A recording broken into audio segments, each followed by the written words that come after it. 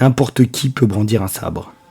Ce qui va différencier deux individus dans cette situation, c'est à la fois le niveau de maîtrise de ceux-ci, mais surtout les forces et valeurs qui les animent. Cela fait de celui qui recherche des raccourcis, un homme armé, un piètre sabreur. De l'autre, celui qui fait l'effort de suivre la voie de l'étude avec humilité, un authentique épéiste. Tout le monde n'est pas usurpateur ou génie. Ce sont en quelque sorte les extrêmes. Mais pour tous, le chemin qui est emprunté détermine la destination. Il en va de même pour l'articulation d'idées. Alors que certains vomissent maladroitement les idées d'autrui, en essayant de se les approprier ou d'en tirer quelque chose, d'autres incarnent leurs idées et sont indissociables de ce qu'ils défendent. C'est en opposant l'un et l'autre que l'on peut laisser une forme de sélection naturelle opérer. L'imposteur ne peut triompher que par tricherie, traîtrise ou avec un soutien qui déséquilibre le rapport de force. C'est ainsi depuis toujours. Et bien que la sincérité et la recherche du juste ne protègent pas d'une fin chaotique, on obtient la paix et la sérénité qu'en ayant un écho du réel, nous confirmant que l'on suit la juste voie. Cette notion de paix et du juste n'évoque rien pour les imposteurs. Pas toujours malfaisants, mais effectivement nuisibles. Ceux-ci recherchent autre chose, poursuivent un autre but. Pas toujours le leur, il me semble. Je pense devoir écrire ces chroniques. Tout d'abord, cela me permet de structurer un peu ma pensée, mes sensations et expériences. Il me semble évident que c'est la chose à faire.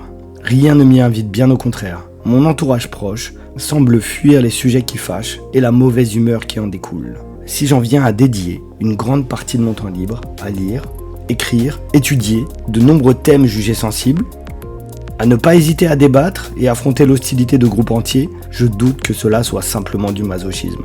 Bien que cela soit difficile à confirmer ou infirmer, cela ressemble à une évidence, à une vocation. Je pense que certains comprendront ce que j'essaie d'exprimer. Il n'est pas rare de ressentir une réelle satisfaction lorsque l'on obtient la confirmation d'une supposition, ou la réponse à une question qui était en suspens.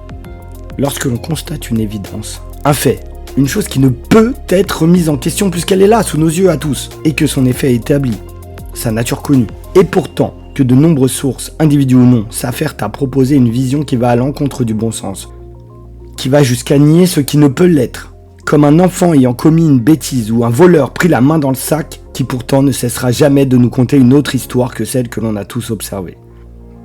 Alors que de nombreux individus vont céder à la pression du groupe, préférant se ranger du côté des plus nombreux, ou bien de ceux qui crient le plus fort, sans se soucier d'une quelconque forme de véracité ou de justesse, il arrive, dans cette situation, de percevoir un écho, une voix, une personne, qui décide de ne pas taire ce qui ne devrait pas être tu. Savez-vous combien cela est réconfortant ? Je dirais presque galvanisant et rassurant. C'est ce que je ressens fréquemment lors de lectures ou d'écoutes ici et là. J'entends ou lis quelque chose de factuel, de sincère, de juste, de sage, ou même de brillant. Nos adversaires idéologiques disposent de bien trop de portée pour diffuser leur propagande et matérialiser leurs tristes desseins. Alors que le cœur m'en dit, si cela peut procurer cette sensation à ne serait-ce qu'une personne tombée par hasard ou non sur ces chroniques, ceci n'aura pas été vain. Je ne vais pas te mentir. Oui, on se tutoie maintenant. Je ne suis pas toujours doux. La sincérité de mes propos chargés émotionnellement peut parfois ébrécher ma lucidité. Je m'engage cependant à conserver cette ligne à la recherche de sincérité, de justesse et d'efficacité. Si j'écris ou dis une connerie, ça peut arriver, et que l'on me propose de quoi revoir mon avis sur la question, je m'engage solennellement à revenir sur mes propos et à présenter des excuses acquis de droit. À condition bien évidemment qu'il s'agisse d'arguments réels et non d'idées qui comptent sur le nombre de partisans ou l'étiquette autoproclamée crédible pour se valoriser. Cela dit, et tu le sais peut-être déjà, je n'ai pas trop à m'en faire. Trop souvent, nos opposants idéologiques n'ont rien à proposer qui puisse convaincre, et se citent les uns les autres pour avoir l'air solide ou sombreux carrément dans l'émotionnel pour pallier le manque de substance.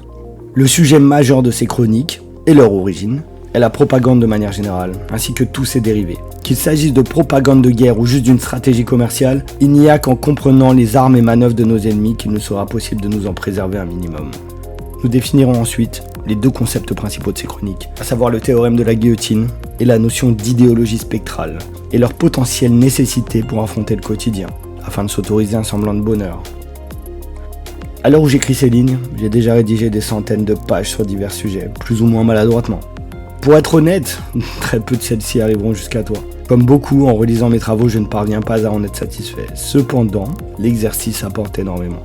Une chose est certaine, Ces lignes seront du carburant pour tes réflexions futures. Et quand bien même tu serais entièrement d'accord avec tous mes propos, ce qui semble peu probable, j'ai constaté qu'un autre point de vue ou simplement une autre formulation permettent de développer encore ces cheminements de pensée. Nous ne maîtrisons rien du potentiel du langage et disposons pourtant d'une langue particulièrement riche et puissante en matière de structure de la pensée. Nous reviendrons avec précision sur ce point lors d'une chronique future, nommée la grammaire de l'union. Je vous invite à lire les passages sur les thèmes qui vous inspirent, à votre rythme, et à juger par vous-même si cela pique votre curiosité ou non. Certaines séries de chroniques seront sur un ton un peu dur. Il y a une poignée de sujets qui ne méritent d'être traités que s'ils le sont avec les tripes. D'autres chroniques se voudront plus raisonnables ou positives dans la forme, mais toutes auront vocation à provoquer réflexion et remise en question d'éléments tristement popularisés par les foules et médias divers. Les soldats du réel existent par essence. Ils sont nés par besoin.